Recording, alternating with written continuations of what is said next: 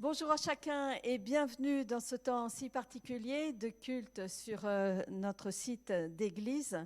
Ce matin, nous aurons la joie de participer à la louange avec Marie-Valérie à l'animation et tous les musiciens.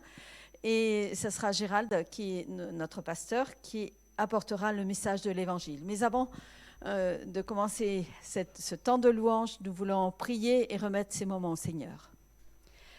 Merci Père de ta fidélité, merci parce que si nous sommes ici, c'est un effet de ta grâce. Tu nous as gardés debout jusqu'à ce jour et nous voulons croire que tu continueras à le faire. Seigneur, te prions pour ces moments, te prions pour tous ceux qui nous rejoindront sur Internet. Seigneur, te prions pour tous ceux qui ont besoin d'entendre une parole d'encouragement, une parole de consolation, tous ceux qui ont besoin d'être conduits dans la lumière, vers cette lumière telle que tu es, Seigneur. Et te prions que ce matin encore, tu visites par ta grâce et que ton bon esprit soit sur chacun de nous.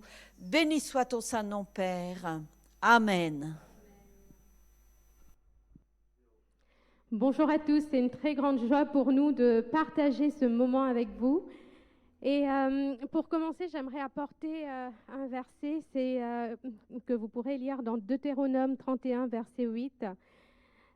Il est dit « L'Éternel marchera lui-même devant toi, il sera lui-même avec toi, il ne te délaissera pas, il ne t'abandonnera pas, n'aie pas peur et ne te laisse pas effrayer. » Et le premier chant qu'on va prendre nous dit « J'abandonne mes tristesses, j'abandonne mes peurs. L'Éternel est avec nous, nous pouvons tout abandonner et lui laisser vraiment prendre le contrôle sur nos vies. Amen. »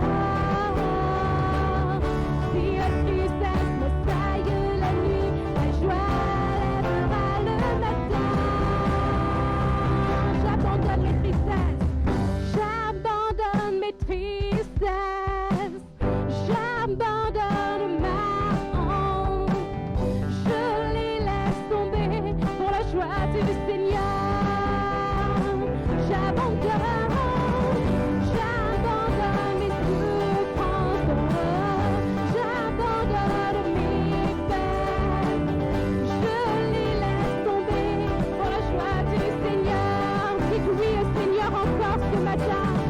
Je veux, Seigneur, te dire oui. Je veux, Seigneur, te dire oui. Je veux, Seigneur, te dire oui. Amen. Je veux, Seigneur, te dire oui. Je veux, Seigneur, te dire oui. Je veux, Seigneur, te dire oui. Amen.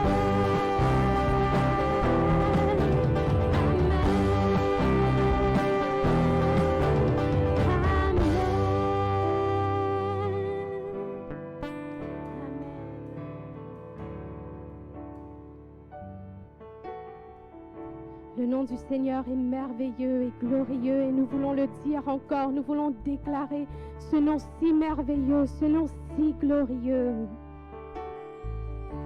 Tu étais l'âme de la création, Fils unique du Dieu très haut. Les mystères de ta gloire révélés en toi, Christ, notre Seigneur. Oh, ce nom est si merveilleux. Oh, ce nom est si merveilleux. Le nom de Jésus Christ, mon roi. Oh, ce nom est si merveilleux. Sa beauté est sans pareil. Oh, ce nom est si merveilleux. Le nom de Jésus.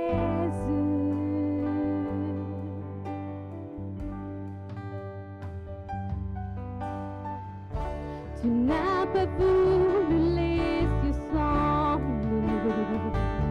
Alors Jésus, tu es venu.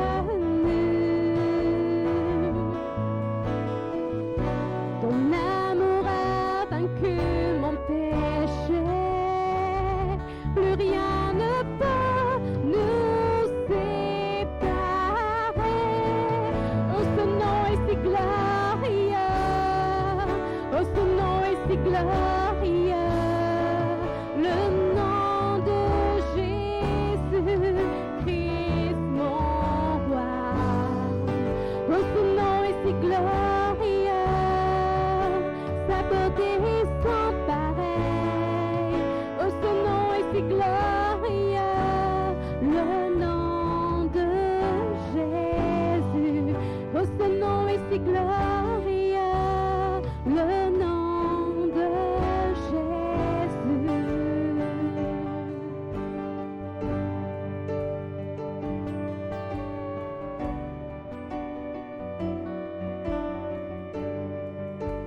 La terre a tremblé, le voile s'est déchiré, désarmant la mort et le péché. Les cieux chantent ta gloire, l'écho de ta victoire, car tu es le roi ressuscité. Amen.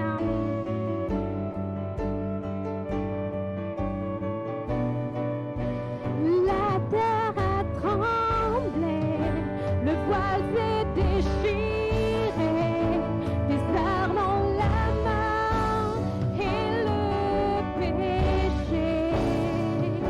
Les cieux chantent ta gloire, l'écho de ta victoire, car tu es le roi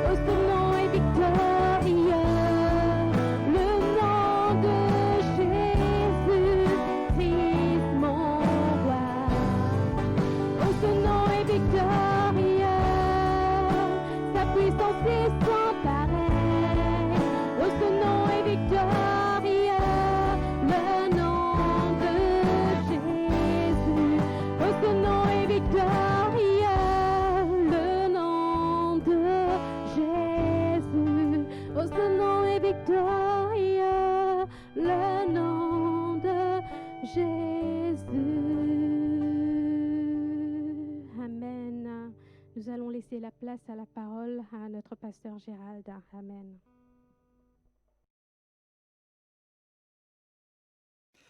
Bonjour à tous. Voilà, nous voulons partager les Écritures et le diaporama va s'afficher sous nos yeux. La lecture se fait dans Matthieu chapitre 10, versets 34 à 42. C'est Jésus qui nous parle. Ne croyez pas que je sois venu apporter la paix sur la terre. Je ne suis pas venu apporter la paix, mais l'épée. Car je suis venu mettre la division entre l'homme et son père, entre la fille et sa mère, entre la belle-fille et sa belle-mère, et l'homme aura pour ennemi les gens de sa maison. Celui qui aime son père ou sa mère plus que moi n'est pas digne de moi. Celui qui ne prend pas sa croix et ne me suit pas n'est pas digne de moi. Celui qui conservera sa vie la perdra, et celui qui perdra sa vie à cause de moi la retrouvera. Celui qui vous reçoit me reçoit, et il reçoit celui qui m'a envoyé. Celui qui reçoit un prophète en qualité de prophète recevra une récompense de prophète. Et celui qui reçoit un juste en qualité de juste recevra une récompense de juste. Et quiconque donnera seulement un verre d'eau froide à l'un de ces petits, parce qu'il est mon disciple, je vous le dis en vérité, il ne perdra pas sa récompense. D'ailleurs, c'est pour cela que quand je fais des visites pastorales, si on me propose un verre d'eau, je dis toujours oui. Je me dis comme ça, il y aurait une récompense pour les gens qui m'ont reçu pour boire ce verre d'eau. Voilà, ce matin, j'aimerais prêcher sur cette partie de verset qui est extraite de ce texte que nous venons de lire à l'instant. L'homme aura pour ennemi les gens de sa maison. Je pense qu'on a tous été surpris de ce qui s'est passé cette dernière semaine, ce qui est bien compliqué dans notre pays actuellement, mais aussi à la surface de la terre, c'est cette violence. La violence de ces derniers jours qui a tellement impacté notre population que notre président de la République en a été lui-même choqué, notre Premier ministre, ainsi que le ministre de l'Intérieur, et je crois que l'ensemble de la population.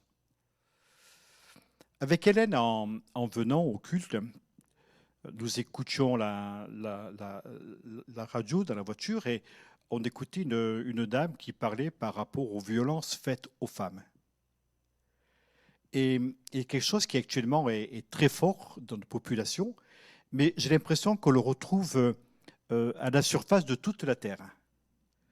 Parce que la personne qui était interviewée, qui parlait, disait que cette violence est exercée dans différents pays. La Finlande, les Finlandais paraissent tellement pacifiques, connaît des regains de violence difficiles, notamment par rapport aux femmes, par rapport aux enfants.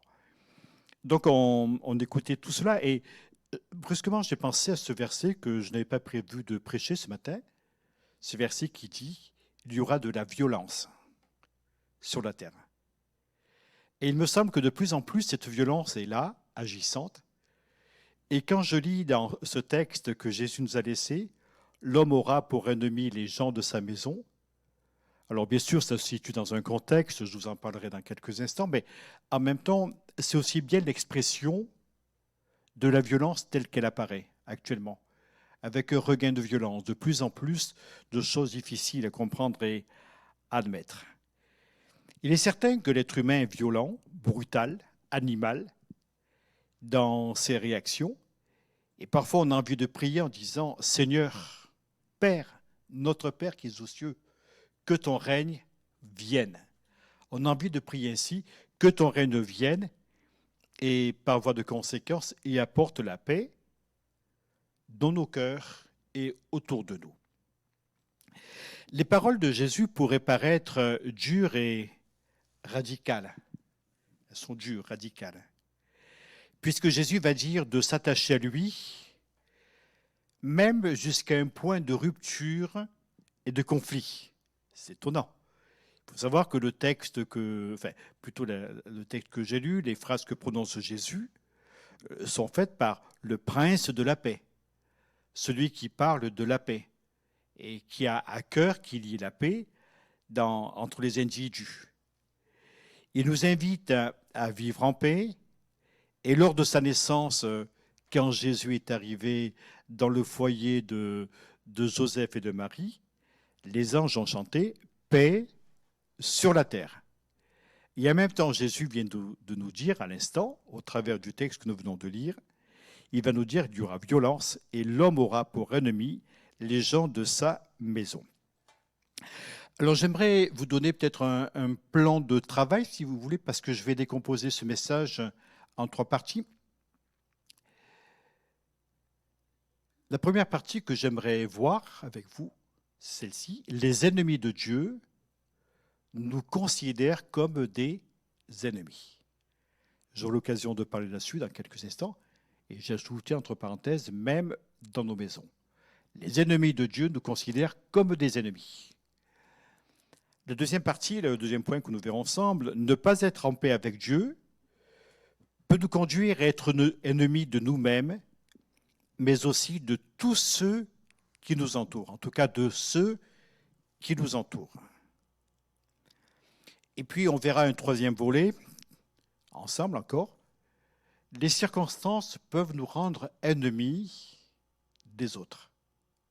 Donc j'aimerais qu'on travaille un petit peu sur cette réflexion. Donc la première pensée que nous verrons est celle-ci, les ennemis de Dieu nous considèrent comme des ennemis, même dans nos maisons. Deuxième pensée, ça sera ne pas être en paix avec Dieu peut nous conduire à être ennemis de nous-mêmes, mais aussi de ceux qui nous entourent. Et la troisième pensée, les circonstances peuvent nous rendre ennemis des autres. Les ennemis de Dieu nous considèrent comme des ennemis. Jésus nous a prévenus. C'est très clair. On ne veut pas dire que le message du Christ nous est trompé. Jésus ne nous a jamais dit, vous allez voir, vous allez passer une vie paisible, tranquille, sans difficulté, vous n'aurez jamais d'ennui, vous ne serez jamais malheureux, jamais malade, jamais, enfin, toujours, jamais, voilà, ça, il ne nous a jamais dit ça. Par contre, il nous a dit, vous serez persécutés à cause de moi.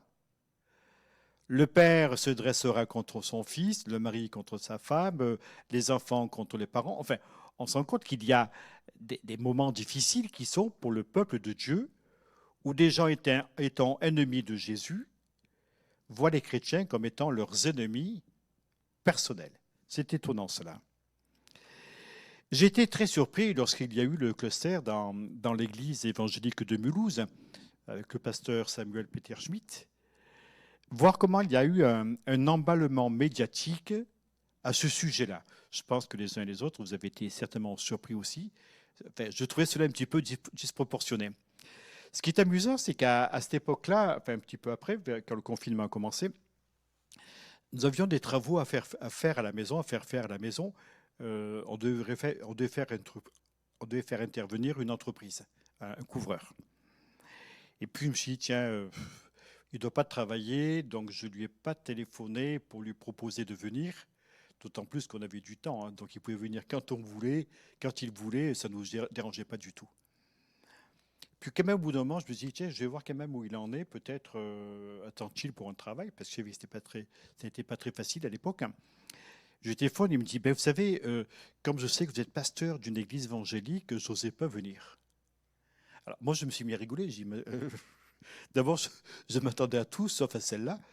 Je trouvais justifiable qu'ils me disent je n'ai pas eu le temps, j'ai du boulot, etc. Ce que répondent souvent les entreprises. Mais là, ben vous êtes pasteur d'une église évangélique, donc je n'ai pas osé venir. Sous-entendu que j'allais lui envoyer des tas de microbes, de virus et autres bébêtes nocives. Alors, bon, j'ai commencé un petit peu à hausser le ton en lui disant, attendez, ne faites pas trop d'amalgame dans votre tête parce que j'aime pas trop. Alors, il est redescendu d'un cran. Ben oui, j'étais le client, je payais, donc c'était normal quand même qu'il m'entende. Et ce qui était étonnant, c'était ce qui était véhiculé. Les chrétiens communiquent le virus du Covid-19. C'est étonnant, hein, comme si le fait d'être chrétien, forcément on était chargé de toutes les bébêtes de l'humanité. Mais ça remonte depuis les premiers siècles de l'Église chrétienne. Savez-vous qu'au départ, on disait que les chrétiens étaient cannibales parce qu'ils retenaient, lorsque Jésus avait dit « Prenez ceci et mon corps, mangez-en tous, buvez de mon sang », et les chrétiens étaient cannibales. Alors vous imaginez un petit peu c'était les fake news de l'époque, hein. Il n'y avait pas Internet, il n'y avait pas encore les réseaux sociaux, mais c'était inventé bien avant l'heure. Hein. En tout cas, ça circulait. Les chrétiens sont des cannibales, ils mangent leur Dieu. Waouh! Alors, j'espère que vous n'êtes pas des cannibales. En tout cas, je ne pense pas qu'on le soit. Alors, donc, la première pensée, les ennemis de Dieu nous considèrent aussi comme des ennemis. Mais je ne vais pas trop m'attarder là-dessus, puisqu'on aura certainement l'occasion un jour d'y revenir. Alors, j'ai pensé à une chose. Être en paix avec Dieu, c'est être en paix avec nous-mêmes et avec ceux qui nous entourent. Notre paix concerne particulièrement notre relation avec les autres. Et quand nous sommes en paix avec nous-mêmes, automatiquement nous instruisons une atmosphère de paix, une ère de paix autour de nous, dans nos familles, auprès de ceux qui sont à nos côtés, je dirais même dans l'Église. Et la paix que nous avons doit concerner notre relation avec les autres, que ce soit dans notre famille, dans la société, mais aussi dans l'Église. Amen. Et cette paix qui est là doit se voir, doit se véhiculer, doit être autour de nous comme étant une réalité que nous vivons. Alors, j'ai pensé d'abord être en paix auprès des nôtres. Alors, j'ai pris le livre des Proverbes. Le livre des Proverbes, c'est fameux. Vous connaissez les Proverbes certainement.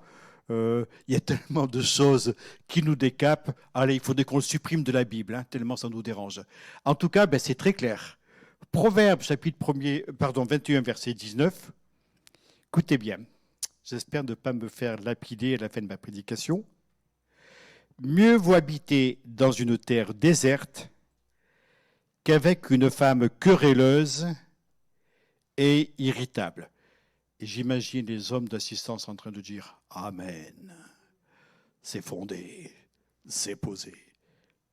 Bon, moi je dirais, une femme pourrait dire la même chose. Mieux vaut habiter dans une cabane perdue dans les bois qu'avec un homme querelleur, irritable, pénible. Et là, les dames disent « Amen ». Il y a une surenchère. C'est vrai que c'est une réalité. Proverbe chapitre 26 nous dit ceci. Le charbon produit un brasier et le bois du feu. Ainsi, un homme querelleur échauffe une dispute. Brasier, feu, querelle, ça chauffe. D'ailleurs, on dit des fois, ça chauffe entre deux personnes, échauffe une dispute. Proverbe 27. Une gouttière continue dans un jour de pluie et une femme querelleuse ou un mari querelleur sont choses semblables. Ça ne vous dérange pas, messieurs, si je mets Marie à la place des femmes uniquement, hein? Et puis, pendant ce temps, 1 Corinthiens nous dit ceci au chapitre 7. Si le non-croyant se sépare, qu'il se sépare. Le frère ou la sœur ne sont pas liés dans ces cas-là. Dieu nous a demandé à vivre en paix. Donc on se rend compte qu'on peut être dans une atmosphère, dans un environnement familial, compliqué, où il y a des querelles de la part de notre conjoint, de la part des enfants ou de la part des parents, etc.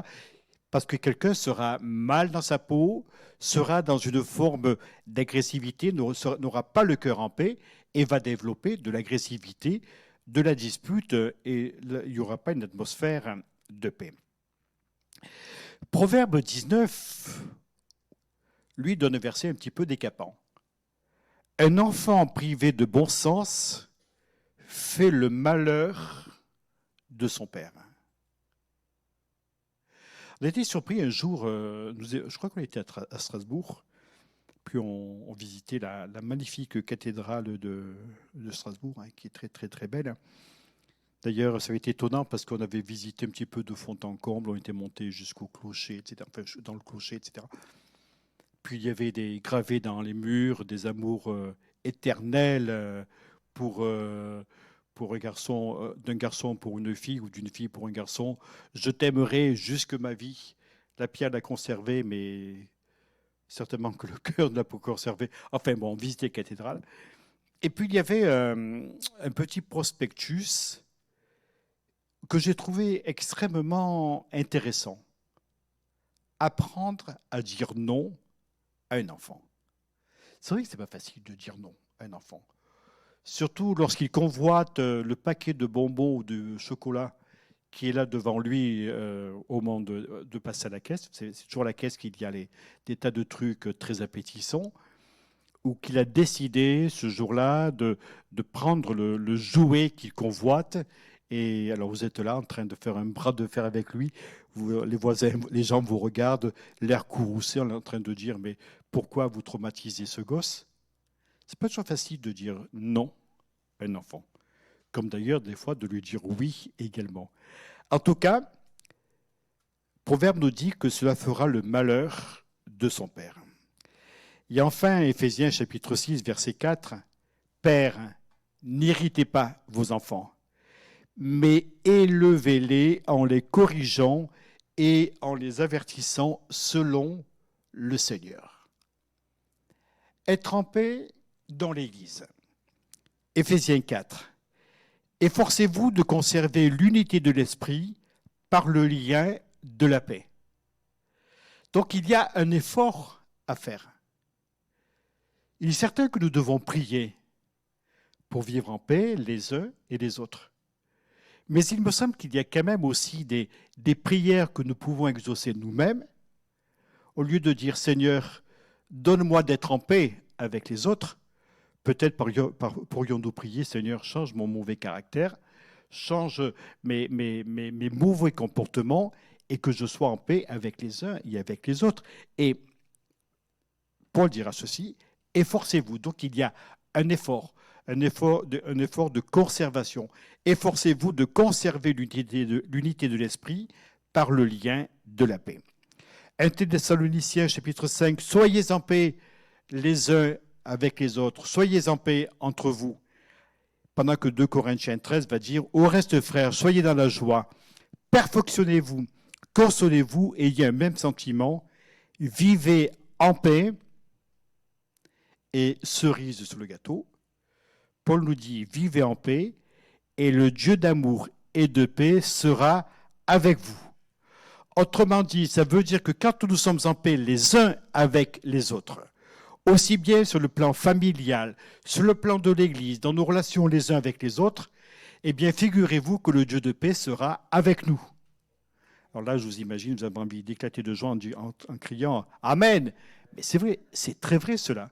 Le Dieu de paix sera avec nous parce que nous aurons une atmosphère de paix, nous allons dégager la paix, le calme, la patience, l'amour au milieu de nous. Dans la société aussi, Romains chapitre 12, verset 18, « S'il est possible, autant que cela en dépend de vous, soyez en paix avec tous les hommes. » Ça veut dire que la paix dépend de moi, puis de vous, bien sûr. La paix dépend de chacun d'entre nous. Tandis que Paul ajoutera dans l'épître à Timothée, au chapitre 2, la première épître à Timothée, chapitre 2, « Priez pour les autorités, pour que nous menions une vie paisible et tranquille, en toute piété et honnêteté. » Paul va très très loin, il dit « J'exige que tous les hommes lèvent des mains pures, en élevant Dieu et en demandant dans la prière, demandant dans notre prière de bénir les autorités, afin que nous menions une vie paisible et tranquille, en toute piété et honnêteté. » C'est une prière qui est biblique. Quand nous prions pour notre président de la République, c'est biblique. quand nous prions pour notre gouvernement, pour le Sénat, pour l'Assemblée nationale, c'est biblique. Quand on prie pour notre patron, quand on prie pour nos collègues, quand on prie pour notre société, c'est biblique. Et quand une prière est biblique, forcément, elle est entendue de Dieu, puisque c'est Dieu lui-même qui nous demande de la faire. Jacques, chapitre 3, à Jacques, notre frère Jacques, dira « Le fruit de la justice est semé dans la paix par ceux qui recherchent la paix. » Il y a donc une recherche, quelque chose de personnel, non seulement s'y investir, mais la rechercher et ainsi la procurer autour de nous. Et enfin, Pierre, chapitre 3, verset 9, nous dira ceci, « Ne rendez pas le mal pour le mal, ne rendez pas l'injure pour l'injure, bénissez au contraire, car c'est à cela que vous avez été appelés afin d'hériter la bénédiction. Si quelqu'un, en effet, veut aimer la vie et voir des jours heureux, qu'il préserve sa langue du mal et ses lèvres des paroles trompeuses, qu'il s'éloigne du mal et fasse le bien, qu'il recherche la paix et la poursuive. » Non seulement avoir une recherche, mais si vous voulez poursuivre dans cette recherche, jusqu'à ce qu'on arrive à un résultat. Vous imaginez le chercheur qui est là dans son laboratoire, il cherche, il veut comprendre, et il va poursuivre sa recherche jusqu'au résultat. Eh bien, je crois qu'il est biblique, il est fondé, le fait, pour nous de rechercher et d'arriver à un résultat. Qu'il recherche la paix et la poursuive, car les yeux du Seigneur sont sur les justes et ses oreilles sont attentives à leurs prières. Alors vous allez me dire, mais ce n'est pas toujours facile de demeurer en paix avec les autres. C'est vrai. Parce que d'ailleurs, Paul dira, autant que cela dépend de vous, soyez en paix les uns avec les autres. Ce n'est pas toujours facile de demeurer en paix avec les autres. Et Proverbe va nous dire cette parole merveilleuse. Si un homme sage conteste avec un insensé, il aura beau se fâcher ou rire, la paix n'aura pas lieu. Donc, parfois, on tombe dans une impasse. On n'y arrive pas, parce que ça ne dépend pas uniquement de nous. Pendant que le psaume 120 va ajouter ceci, « Assez longtemps, mon âme est restée auprès de ceux qui haïssent la paix. Je suis pour la paix. Mais dès que je parle, ils sortent pour faire la guerre. » Ainsi donc, on comprend que nous avons une part de responsabilité et en même temps, on ne peut pas tout faire. Par contre, on peut prier pour que les choses changent autour de nous. J'aimerais voir donc une autre pensée, je vais essayer d'accélérer peut-être un petit peu le mouvement. Les circonstances, c'est une troisième pensée, les circonstances peuvent nous rendre ennemis des autres. Alors c'est vrai qu'il y a des personnes querelleuses, animées d'un esprit de dispute avec lesquelles il est impossible de rester en paix. Parfois, je trouve que quelqu'un peut très bien perdre son calme rapidement et se demander justement de faire attention. Des gens qui sont querelleurs, comme je le disais juste un petit peu avant. Quelques textes des Proverbes parlent de gens qui détruisent la paix. Alors, je vais recommencer ma liste, si vous voulez. Proverbe chapitre 6. « Celui qui répand des mensonges ne vaut rien. » J'allais dire, c'est un vaut-rien. En tout cas, il ne vaut valeur rien. Il fait du mal. Il cligne des yeux pour tromper les gens. Il tape du pied. Il claque des doigts. Il a l'esprit tordu. Il prépare sans cesse de mauvais coups. Il provoque des disputes. Waouh, le phénomène. Et peut-être qu'on a envie de s'éloigner d'un individu pareil. Proverbe 10. Une personne qui déteste les gens provoque des disputes, mais celle qui aime les autres pardonne toutes les fautes. Ça m'intéresse. Parce que dans une église qui, bien que cherchant la perfection et la sainteté, mais qui reste quand même néanmoins imparfaite et pas toujours sainte, nous avons toujours de quoi nous pardonner les uns les autres. Apprenons à nous aimer les uns les autres. Apprenons à nous pardonner.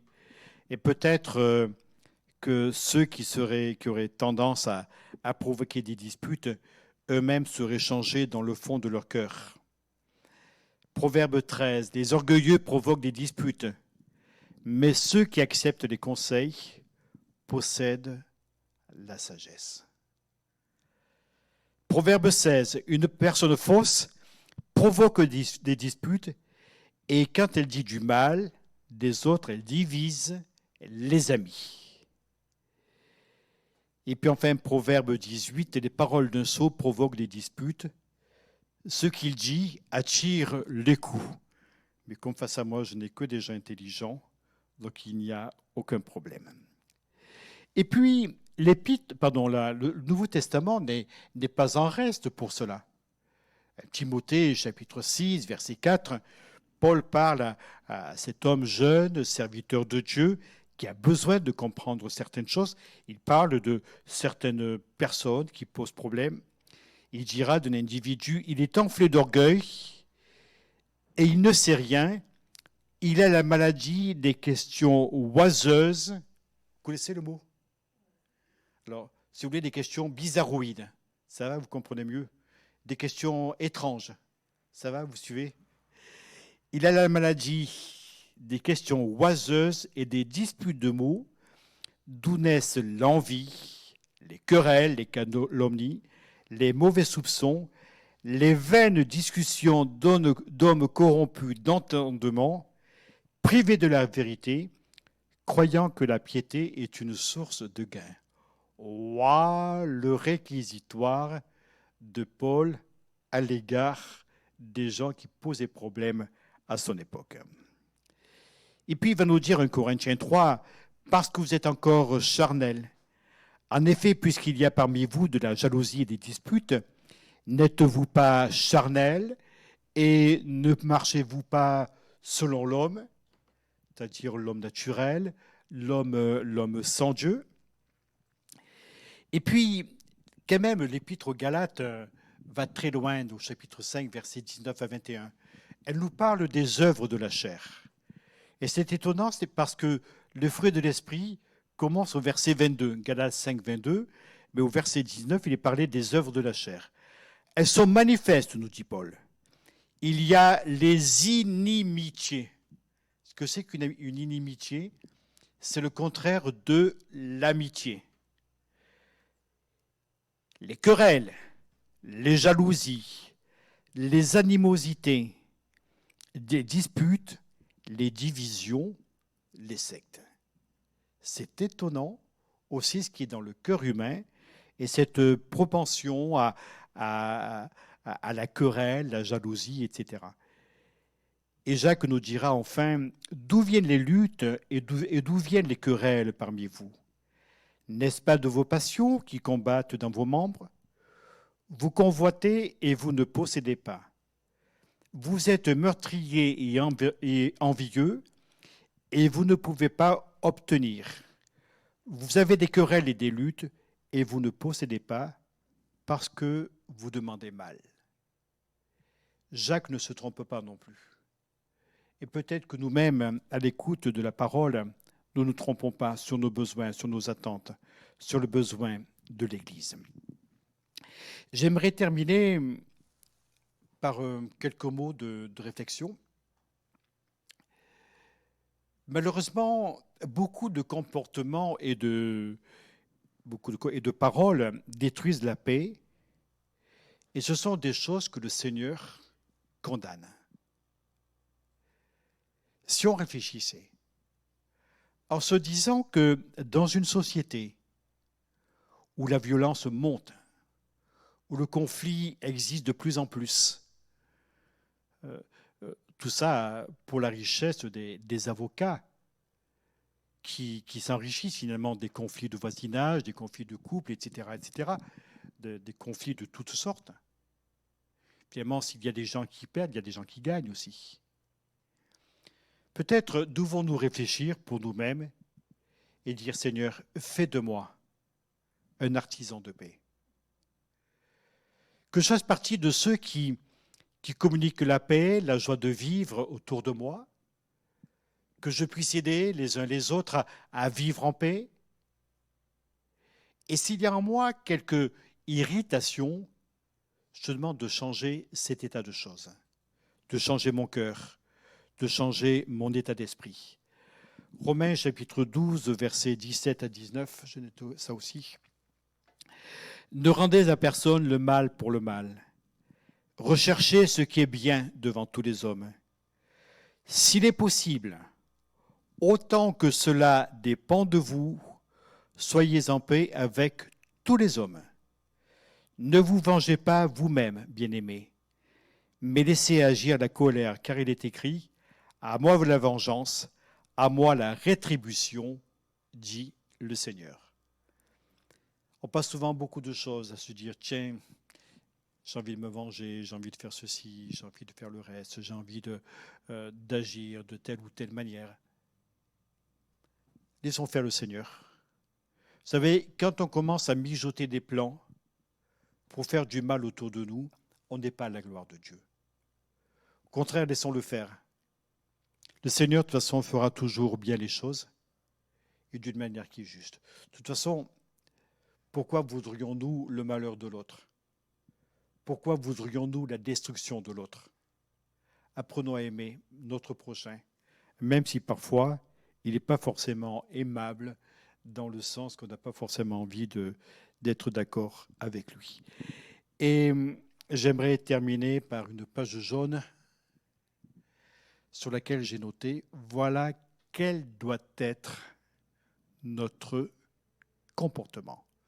Voilà comment nous devons nous comporter. » Mes frères et mes sœurs, apprenons auprès du Seigneur, apprenons aussi à vivre en paix les uns avec les autres. Je vous invite à vous incliner, nous allons prier maintenant.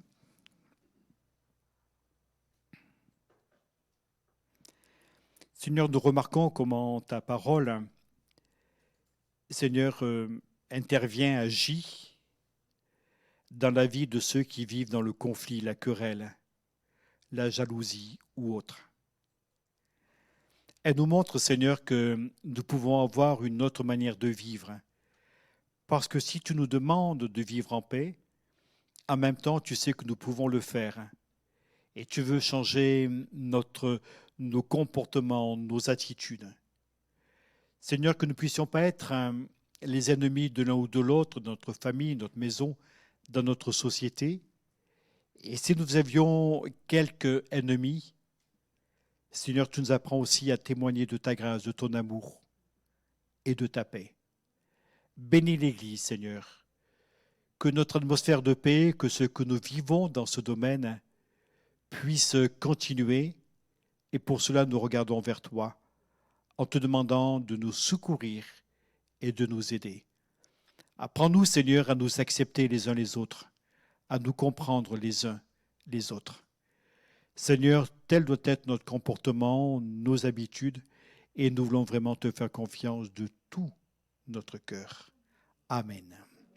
Amen. Amen. Soyons des artisans de paix, comme le demande la parole de Dieu.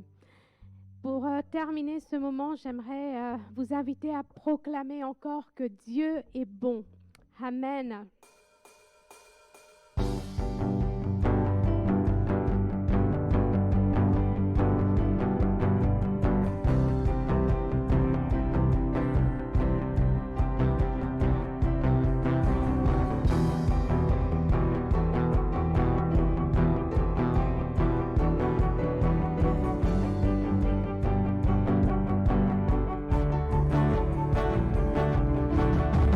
Je veux le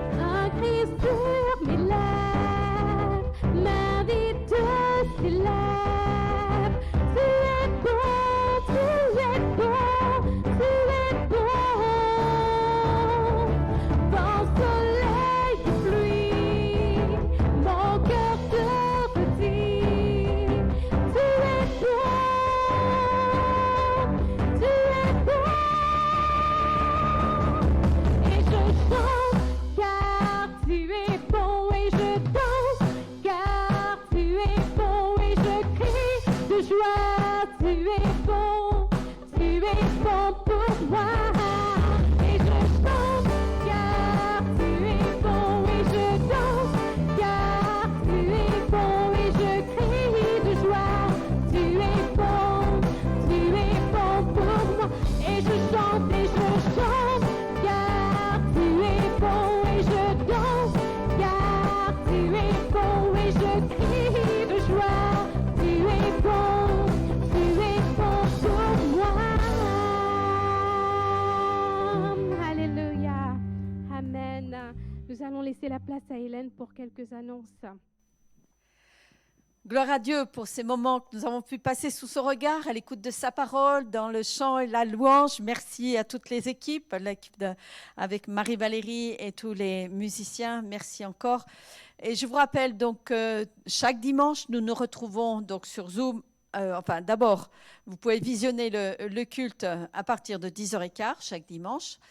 Et ensuite, nous nous retrouvons dans notre salle Zoom à 11h, à partir de 11h à peu près, pour avoir un temps de partage autour de la scène. Donc, chacun prépare chez soi de quoi faire ce repas, ce mémorial en l'honneur de notre Seigneur. Et nous voulons vivre ces moments vraiment en réalisant qu'il est présent, même dans nos maisons, même dans là où nous sommes, même si nous sommes seuls, nous sommes en communion les uns avec les autres. Voilà, quelques annonces pour la semaine. Je vous rappelle donc notre réunion du jeudi soir, toujours sur Zoom, à 19h30. Pour un temps de prière de 19h30 jusqu'à 20h30 à peu près, et ensuite suivi d'un partage biblique à 20h30. Il n'y aura pas d'autres annonces pour cette semaine, sinon que pour l'instant, les cultes restent par vidéo. Tant que nous n'avons pas de nouvelles réglementations de la part du ministère de l'Intérieur et du président de la République, nous maintiendrons nos cultes comme cela par Internet. Voilà, que Dieu vous bénisse, que Dieu nous bénisse les uns et les autres. Nous voulons prier avant de nous retrouver tous ensemble dans cette salle Zoom virtuelle et pourtant bien réelle, puisqu'on peut se voir les uns et les autres, et ça nous fait plaisir parce qu'on a l'habitude d'échanger et ça nous manque, hein, mais ça reviendra. Voilà, prions et remercions Dieu pour sa présence et sa fidélité. Merci Père, parce que tu nous as bénis durant ce temps d'écoute de ta parole, ce temps de louange où nous avons pu élever nos cœurs vers toi. Merci parce que tu restes et demeures auprès de chacun, et dans ce temps de partage que nous allons avoir maintenant, chacun chez soi, mais en communion les uns avec les autres. Seigneur, nous te prions de bénir les éléments que nous allons partager, que nous puissions réaliser que ta présence est vraiment en chacun de nous, que tu veux la rendre sensible à nos cœurs, et que ces éléments que nous partageons nous fassent réaliser que le corps de Christ est bien réel, et que ta vie que tu effus sur chacun de nous, elle est bien vivante, bien réelle, et nous voulons le réaliser chaque jour dans nos vies, dans tout ce que nous traversons, Seigneur. Que ton nom seul soit élevé et glorifié. Merci de ta fidélité. Je t'ai prié, Père, dans le nom de Jésus. Amen. Amen.